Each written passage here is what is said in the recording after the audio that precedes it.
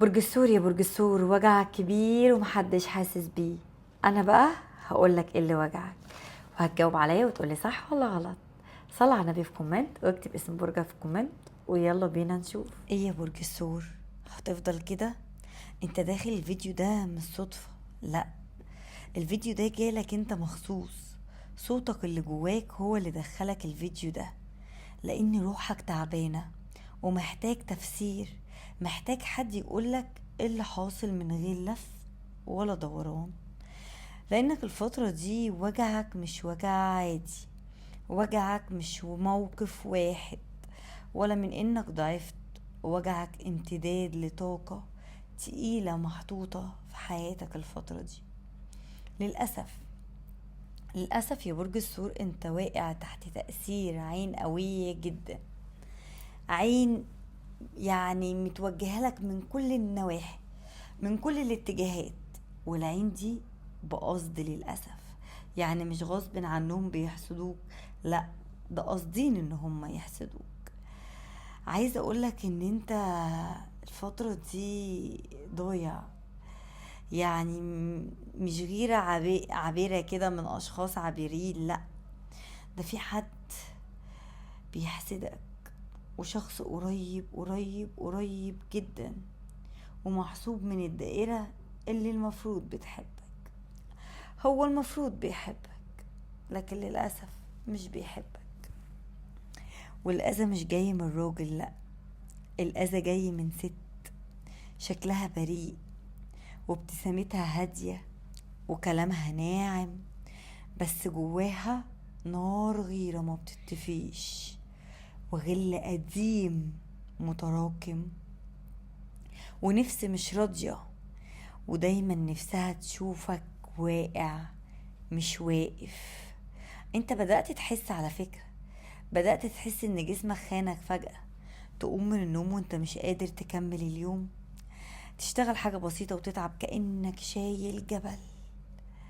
تعبان، تعبان ومش عارف ايه اللي فيك، بتحاول تفرح نفسك بحاجة تلاقي فجأة الفرحة بتطير من ايدك.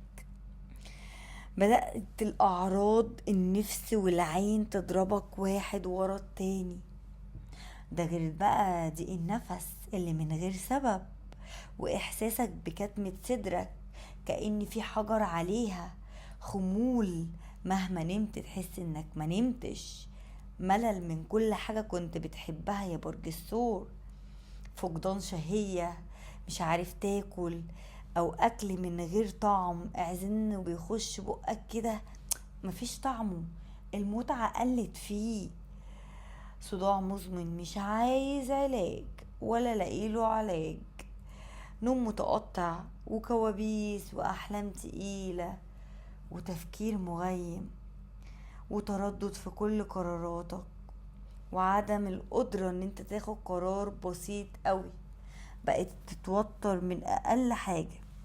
واهم حاجة بقى العزلة، العزلة، الغصب، انسحاب من الناس، احساس بوحدة حتى والناس حواليك، بقيت حاسس بالوحدة. والمؤلم بقى مش الوجع نفسه، المؤلم انك مش فاهم ليه، حاسس انك محبوس في طاقة مش بتتفك، كل خطوة بتتعكرر، كل خطوة بتتقفل، كل خير بيقف عند اخر لحظة، وانت بتحاول تقاوم وتصبر بس روحك بقت تقيلة، كأن في حد ماسكك في ظهرك ومنعك تتحرك، تعبان مش عارف تعمل ايه. انا بقى هقولك تعمل ايه بعد كل اللي انت مريت بيه ده. اول خطوة لازم تفهمها، مش مطلوب منك تفهم مين، قد ما مطلوب منك ان انت تقفل الباب او تسد الباب ده، واعمل الاتي. يعني اي حد بتحس ان بعد كلامه بتحس بتعب، قلل اختلاطك بيه او اقفله تماما.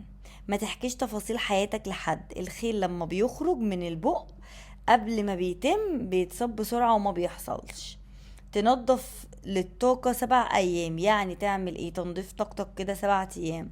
قبل النوم تتوضى وتقرا سورة البقرة أو ربع منها يعني، أو آية الكرسي أو آخر آيتين من البقرة، أو المعوذتين 3 مرات. تصدق بنية فك العين حتى لو شيء بسيط، الصدقة بتطفي البلاء زي ما المية بتطفي النار. تعود نفسك. هتعمل ايه؟ اعمل حاجة لنفسك كل يوم، رياضة، مشي، تعليم، تغيير روتين. عالج روحك بإيدك، ولازم حكمة. وعاوز اقول لك كمان شغل بصوت هادي او اقرا سورة الفلق، سورة الناس، آية الكرسي. وبعد كده قول حسبنا الله لا اله الا هو عليه توكلت وهو رب العرش العظيم. قولها 7 مرات. وبعد كده قول الدعاء ده: ألهم إني أعوذ بك من كل عين حاسدة، ومن كل نفس حقدة، ومن كل نية سيئة أرسلت نحوي. ألهم أصرف عني أذاهم ورد كدهم في نحورهم، واكتب لي الفرج والعافية والتيسير يا رب العالمين. والله أكبر، الله أعظم. وقولوا لي يا جماعة الكلام فعلا اللي أنا قلته ده انتوا حاسين بيه بالظبط؟ وصلوا على النبي في النهاية لو وصلت لهنا وخلص الكلام. سلام.